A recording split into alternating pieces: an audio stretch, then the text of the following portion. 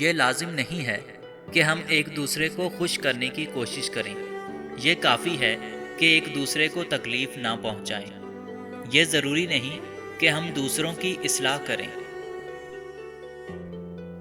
یہ کافی ہے کہ ہماری نگاہ اپنے عیب پر ہو۔ حتیٰ کہ یہ بھی ضروری نہیں کہ ہم ایک دوسرے سے محبت کریں، اتنا کافی ہے کہ ایک دوسرے کے دشمن نہ ہوں۔ اپنی بیٹیوں کو شوبز اداکاروں جیسا نہیں، بلکہ کائنات کی سب سے عظیم بیٹی فاطمہ رضع بنت محمد صلی اللہ علیہ وآلہ وسلم جیسا بناؤ۔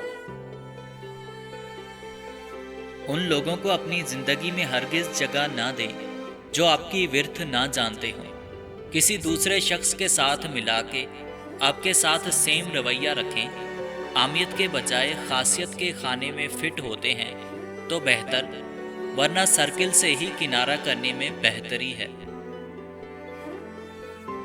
کوئی ہنر، کوئی راز، کوئی روش، کوئی تو طریقہ بتاؤ کہ دل ٹوٹے بھی نہ، ساتھ چھوٹے بھی نہ، کوئی روٹھے بھی نہ، اور زندگی گزر جائے۔